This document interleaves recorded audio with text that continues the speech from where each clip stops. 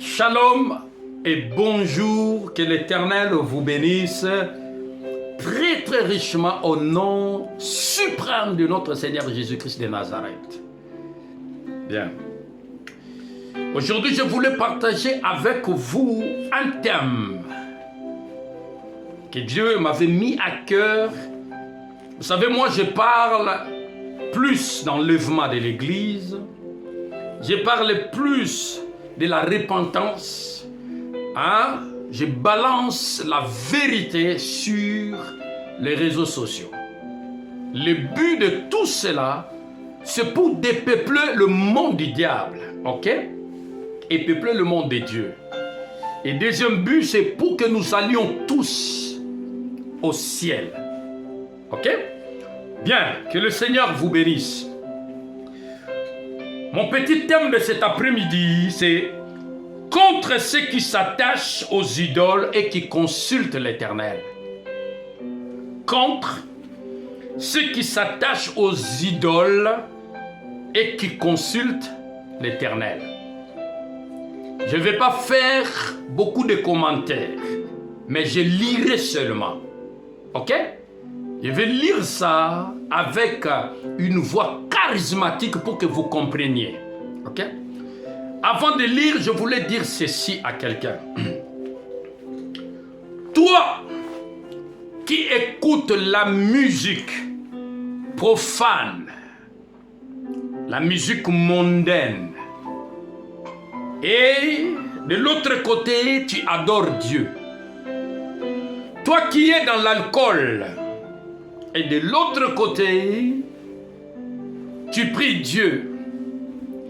Toi qui es dans la fornication, mais de temps en temps tu retournes à Dieu. Déjà la Bible dit, l'Éternel dit ceci, il te vomira parce que tu n'es pas chaud, tu n'es pas froid. Tu es tiède, donc il te vomira.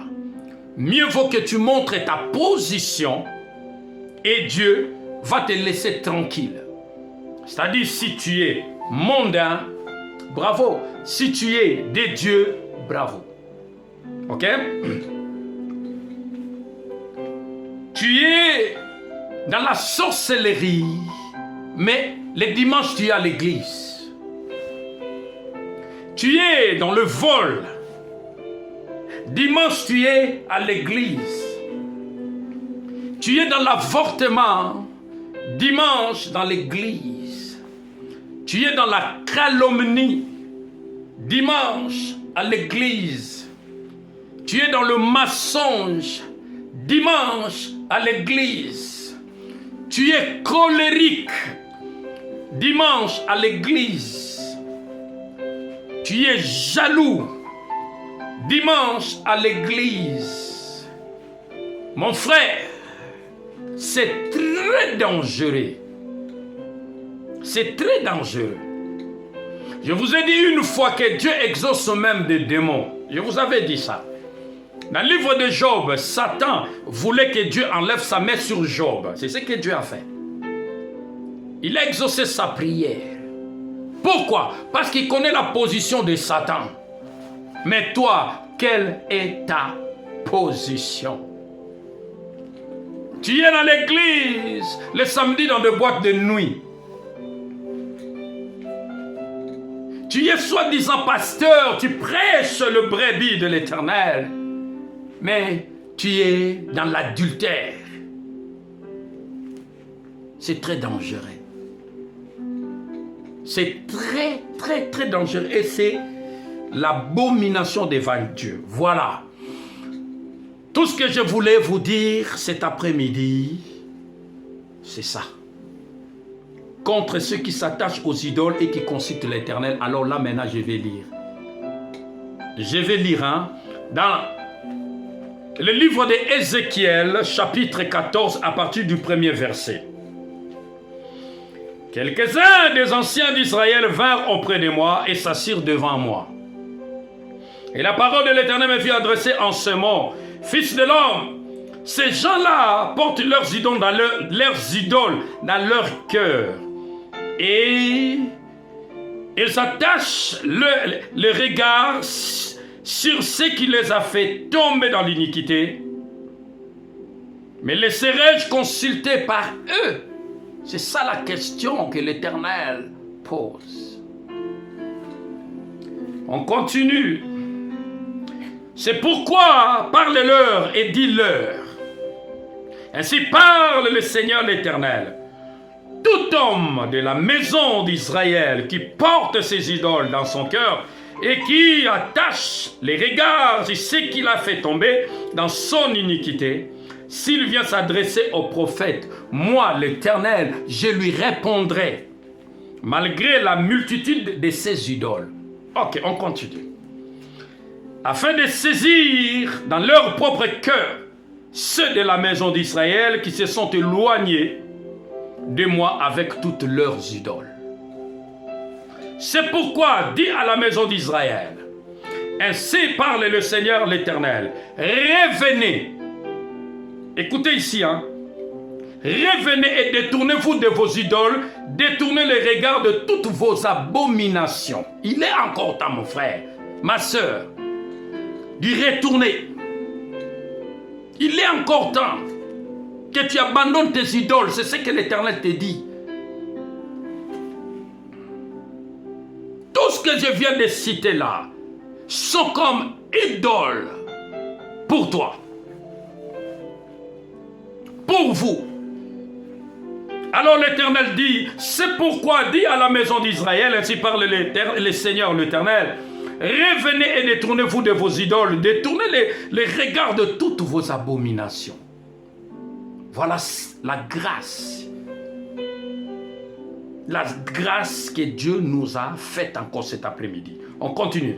Car tout homme de la maison d'Israël ou des étrangers séjournant en Israël, qui s'est éloigné de moi, qui porte ses idoles dans son cœur, et qui attache les regards sur ce qu'il a fait tomber dans son iniquité, s'il vient s'adresser au prophète pour me consulter par lui, moi l'Éternel, je lui répondrai par moi. Voici la réponse, comment Dieu va répondre à ces gens-là. Comment Dieu va te répondre, comment Dieu va répondre à tous ceux qui s'attachent aux idoles et qui mettent encore leur pas dans l'église du Seigneur. Regardez ce que Dieu va répondre. Je tournerai ma face contre cet homme. Je ferai de lui un signe et un sujet de sarcasme. Et je l'exterminerai du milieu de mon peuple. Et vous saurez que je suis l'Éternel. Si le prophète se laisse séduire, eh oui, c'est ce qui nous arrive, les pasteurs, oui. Si le prophète se laisse séduire, parce que tu sais que hier, tu avais pris le mari d'autrui, et tu viens, pasteur, oui, j'ai l'enveloppe, c'est pasteur, s'il te plaît, prie pour moi. Et moi aussi, si j'accepte de prier pour toi, j'accepte de te réconforter, écoute ce qui va m'arriver. Si le prophète se laisse séduire, s'il prononce une parole, c'est moi l'Éternel qui aurait séduit ces prophètes. C'est moi l'Éternel qui aurait séduit ces pasteurs. J'étendrai ma main contre lui et je les détruirai du milieu de mon peuple d'Israël. Ils porteront ainsi la peine de leur iniquité. La peine du prophète sera comme la peine de celui qui consulte, afin que la maison d'Israël ne s'égare plus loin de moi et qu'elle ne se suive plus par toutes ces transgressions. Alors ils seront mon peuple, je serai leur Dieu, dit le Seigneur éternel. Oui, quelqu'un va dire, mais non, pasteur, ça concerne Israël. Jouons comme des professionnels comme Messi.